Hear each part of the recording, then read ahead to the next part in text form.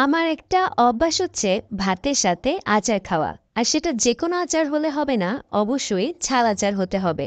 এইজন্য আমি বাড়িতে সবসময় নাগা মরিচের এই আচারটা বানিয়ে থাকি। আজকে আপনাদেরকে তৈরি করে দেখাবো নাগা মরিচের আচার। আর এভাবে আপনারা খুব সহজে বাড়িতেই কিন্তু আচারটা তৈরি করতে পারবেন। এই জন্য শুরুতে আমি এখানে সরিষার তেল নিয়ে নিয়েছি 250 ml পরিমাণে। তার মধ্যে দিয়ে দিলাম দেশি রসুন। এই আচারে অবশ্যই দেশি রসুনটা ব্যবহার করতে হবে। দেশি রসুনটা দিলে কিন্তু স্বাদটা ভালো আসে। আর রসুনটাও একেবারে গলে যায় না। এরপর আমি এখানে নাগামরিচ দিয়ে দিয়েছি 10টার মতো। এখন কিন্তু নাগামরিচ পাওয়া যাচ্ছে, এই মরিচটা দিয়ে আপনারা এই আচারটা বানিয়ে নিতে পারেন। মরিচটাকে চিকন করে আমি একটু কেটে নিয়েছি, তারপর দিয়ে দিচ্ছি সামান্য একটু লবণ, যেহেতু আচারে খুব বেশি লবণ লাগে না।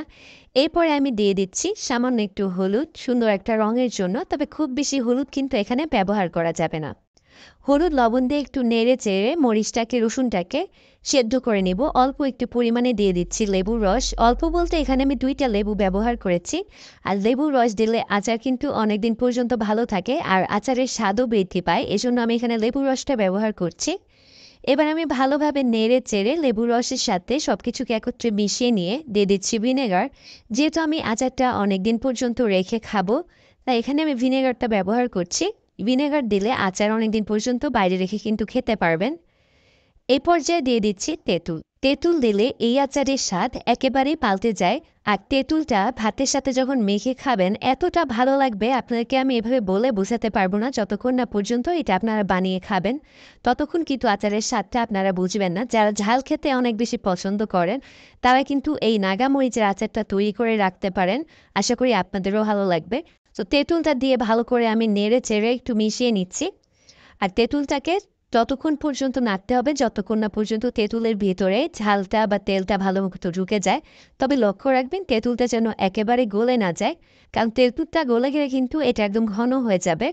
তেঁতুলের বিচি সহ দিয়েছি আর তেঁতুলটাকে এরকম গোটা গোটা রাখতে হবে। আর হ্যাঁ, তেঁতুলটাকে আমি ভিজিয়ে রেখেছিলাম 15 মিনিটের জন্য, এতে করে তেঁতুলটা একটু ফুলে যাবে।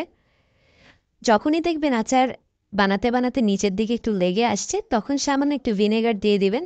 তাহলে আর নিচে লাগবে না। কিন্তু কখনোই পানি কিন্তু ব্যবহার করা যাবে না আচারে, কারণ আচারে পানি ব্যবহার করলে আচারটা কিন্তু পরবর্তীতে দেখা যাচ্ছে ভালো থাকে না। এজন্য আচারে কোনোভাবেই পানি ব্যবহার করবেন না। সো আমার আচারটা কিন্তু প্রায় হয়ে এসেছে, দেখতেই পাচ্ছেন। রসুনটা অনেকটা সেদ্ধ হয়ে এসেছে। এর থেকে বেশি সেদ্ধ করলে কিন্তু রসুন একেবারেই গলে যাবে। আর এই আচারটা বানিয়ে 2 থেকে 3 দিন একটু রোদে দিয়ে আপনার ফ্রিজে ছাড়া বাইরেই রেখে দিতে পারবেন। যেমন আচার বানিয়েছেন ঠিক তেমনই থাকবে। আর এইভাবে আচারটা 1 বছর পর্যন্ত কিন্তু আপনারা রেখে খেতে পারবেন। এই আচার দিয়ে যে কোনো ভর্তা, শাকভাজি থেকে শুরু করে বিরিয়ানি পর্যন্ত অনেক স্বাদ করে খাওয়া যায়। আপনারা যারা নাগামরিচ পছন্দ করেন বা ঝাল খেতে খুব পছন্দ করেন, অবশ্যই এভাবে একবার বাড়িতে নাগামরিচের আচার তৈরি করবেন।